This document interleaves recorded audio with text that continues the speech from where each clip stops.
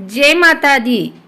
आज एकादशी पर आइए सुनते हैं तुलसी माँ और भगवान विष्णु की यह कहानी। सावरी मुनि की पुत्री तुलसी अपूर्व सुंदरी थी। उनकी इच्छा थी कि उनका विवाह भगवान नारायण के साथ हो। इसके लिए उन्होंने नारायण पर्वत की घाटी में स्थित बद्रीवन में घोर तपस्या की। दीर्घकाल तक तपस्या के उपरांत ब्रह्मा जी ने प्रसन्न होकर दर्शन दिया और वर मांगने को कहा। तुलसी ने कहा, सृष्टिकर्ता ब्रह्मदेव, आप अंतर्यामी हैं, सबके मन की बात जानते हैं। फिर भी मैं अपनी इच्छा बताती हूँ। मैं चाहती हूँ कि भगवान श्री नारायण मुझे पति रूप में मिले। ब्रह्मा ने कहा, तुम्हारा अभीष्ट तुम्हें अवश्य मिलेगा। अपने पूर्व जन्म में किसी अपराध के कारण तुम्हें श्राप मिला है।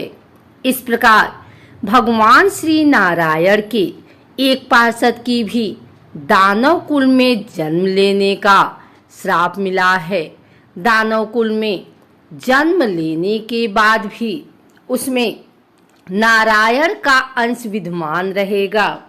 इसलिए इस जन्म में पूर्व जन्म के पाप के शमन के लिए संपूर्ण नारायण तो नहीं, नारायण के अंश से युक्त दानव कुल जन्म में उस श्रापग्रस्त पार्षद से तुम्हारा विवाह होगा।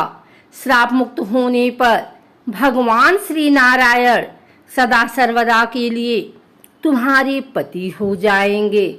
तुलसी ने ब्रह्मा के ईश्वर को स्वीकार किया, क्योंकि मानव कुल में जन्म लेने के कारण उसी मायावी भोग तो भोगना ही था।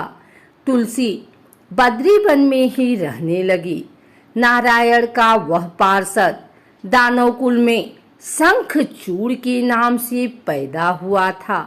कुछ दिनों के बाद वह भ्रमण करता हुआ बद्रीवन में आया। यहाँ तुलसी को देखते ही वह उस पर मुग्ध हो गया। तुलसी के सामने उसने अपने साथ विवाह का प्रस्ताव रखा।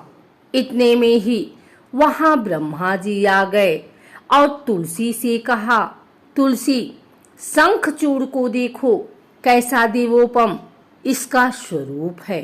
दानव कुल में जन्म लेने के बाद भी लगता है जैसे इसके शरीर में नारायण का वास हो। तुम प्रस्ताव को सहर्ष स्वीकार कर लो। तुलसी को भी लगा कि उसकी तपस्या पूर्ण हुई, उसे इच्छित फल मिला है। शंखचूड़ के साथ उसका गंधर्व विवाह हो गया और वह शंखचूड़ के साथ उसके महल में पत्नी बनकर आ गई। शंखचूड़ ने अपनी परम सुंदरी सती साध्वी पत्नी तुलसी के साथ बहुत दिनों तक राज्य किया। उसने अपने राज्य का इतना विस्तार किया कि देवलोक तक उसके अधिकार में आ गए। स्वर्ग का सुख भोगने वाले देवताओं की दशा भिखारियों जैसी हो गई। शंखचूड़ किसी को कष्ट नहीं देता था, पर अधिकार और राज्य छिन जाने से सारे देवता मिलकर ब्रह्मा, विष्णु और शिव की सभा में गए तथा अपनी विपत्ति सुनाई। ब्रह्मा जी ने कहा, तुलसी परम साध्वी है, उसका विवाह शंखचूड़ से मैंने ही कराया था। शंखचूड़ को तब तक नहीं हटाया या मारा जा सकता है जब तक तुलसी को न छला जाए। विष्णु ने कहा, शंखचूड़ पूर्व जन्म में मेरा पार्षद था। श्राप के कारण उसे दैत्य कुल में जन्म लेना पड़ा। इस जन्म में भी मेरा अंश उसमें व्याप्त है। साथ ही तुलसी के पतिव्रत धर्म से वह अजेय है। फिर देवताओं की सहमति से भगवान शिव ने शंखचूड़ के पास संदेश भेजा कि या तो वह देवताओं का राज्य लौटा दे या फिर उनसे युद्ध करे। शंखचूड़ शंकर के पास पहुंचा। उसने कहा, देवाधिदेव, आपके लिए देवताओं का पक्ष लेना उचित नहीं है। राज्य बढ़ाना हर राजा का कर्तव्य है। मैं किसी को दुखी नहीं कर रहा हूँ। देवताओं से कहिए वे मेरी प्रजा होकर रहें। मैंने आपका भी कोई अपकार नहीं किया है। हमारा आपका युद्ध शोभा नहीं देता। अगर आप हार गए तो बड़ी लज्जा की बात होगी। मैं हार गया तो आपकी कीर्ति बहुत अधिक नहीं बढ़ेगी। भगवान शंकर हंसे। वे तो सब रहस्य समझते थे। तुलसी और शंखचूड़ के पूर्व जन्म के श्राप की अवधि लगभग पूरी हो चुकी थी। बोले, इसमें कीर्ति और लज्जा की बात नहीं। तुम देवों का राज्य लौटाकर उन्हें उनके पद पर प्रतिष्ठित होने दो। युद्ध से बचने का यही एक उपाय है। शंखचूड़ ने कहा, मैंने युद्ध के बल से देवलोक जीता है। कोई उसे युद्ध के द्वारा ही वापस ले सकता है। यह मेरा अंतिम उत्तर है। मैं जा रहा हूँ। ऐसा कहकर शंखचूड़ चला गया।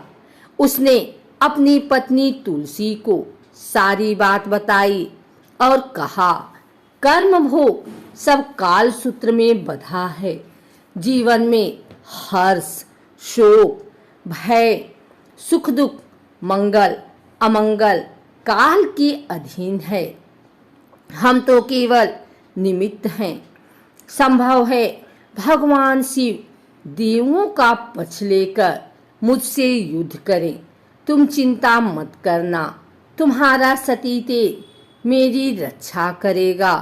दूसरे दिन भगवान शंकर के नेतृत्व में देवताओं ने युद्ध छेड़ दिया। शंखचूड़ ने भीषण बाणों की वर्षा कर उनका वेग रोका। उनके प्रहार से देवता डगमगाने लगे।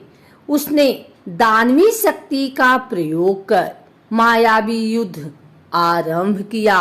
युद्ध स्थल पर वह किसी को दिखाई नहीं देता था, पर उसके अस्त्र शस्त्र प्रहार कर देवों को घायल कर रहे थे। देवगण अपने अस्त्र चलाएं तो किस पर चलाएं, क्योंकि कोई शत्रु सामने था ही नहीं। कई दिनों तक इस तरह भयंकर युद्ध चला। शंखचूड़ पराजित नहीं हुआ।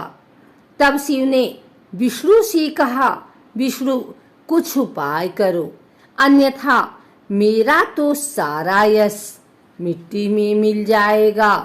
विष्णु ने सोचा, बल से तो शंखचूड़ को हटाया नहीं जा सकता, इसलिए छल का सहारा लेना होगा। उन्होंने तुरंत अपना स्वरूप शंखचूड़ जैसा बनाया और अस्त्र शस्त्र से सज्जित हो तुलसी के पास आए। बोले, प्रिय, मैं युद्ध जीत गया। सारे देवता भगवान शंकर समेत हार गए। इस खुशी में आओ मैं तुम्हें अंग से लगा लूं। पति को प्रत्यक्ष खड़ा देख तथा विजय का समाचार सुन वह दौड़कर मायावी शंखचूड़ के गले से लिपट गए। इस प्रकार पति पत्नी दोनों ने आलिंगन हो खूब खुशी मनाई। पर पुरुष के साथ इस प्रकार के व्यवहार से उसका सती तेज नष्ट हो गया। उसका सती तेज जो शंखचूड़ की कवच के रूप में रक्षा कर रहा था, वह कवच नष्ट हो गया। शंखचूड़ शक्तिहीन हो गया। यह जानते ही भगवान शंकर ने अपने त्रिशूल से प्रहार किया। त्रिशूल के लगते ही शंखचूड़ जलकर भस्म हो गया। शंखचूड़ के मरने को जानकर विष्णु अपने असली स्वरूप में आ गए। सामने अपने पति शंखचूड़ के स्थान पर भगवान विष्णु को खड़ा देखकर तुलसी बहुत विस्मित हुई।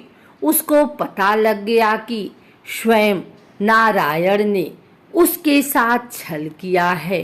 क्रोध में आकर उसने श्राप दिया, एक सती स्त्री का सतीत्व भंग करने के अपराध में तुम हृदयहीन पत्थर हो जाओ। विष्णु ने तुलसी के श्राप को शिरोधार्य कर कहा, देवी, तुम्हारे तथा शंखचूड़ के कल्याण के लिए मुझे ऐसा करना पड़ा। तुम दोनों को श्राप मुक्त करना था, तब भी अब शरीर त्याग कर तुलसी विरवा के रूप में जन्म लो और मेरी पूजा तुलसी दल से होगी। मैं शालिग्राम पत्थर बनूंगा। मेरे शीश पर तुम आदर से विराजमान हो जाओगी। तुम्हारे पति की हड्डियों के चूड़ से शंख की उत्पत्ति होगी। उस शंख ध्वनि से देवताओं तथा मेरी पूजा आराधना होगी। जहाँ शंख ध्वनि होगी वहाँ मंगलमय मैं विराजमान रहूंगा। तुमने पूर्व जन्म में बद्रीवन में मुझे पाने के लिए बड़ी तपस्या की थी। अब अगले जन्म में मैं नारायण प्रस्तर के रूप में बद्रीनाथ वन में स्थापित होऊंगा और मेरी पूजा अर्चना फल फूल से न होकर तुम्हारे तुलसी दल से होगी। मेरे शीश पर विराजमान होकर तुम मुझसे भी ऊंचा पद प्राप्त करोगी।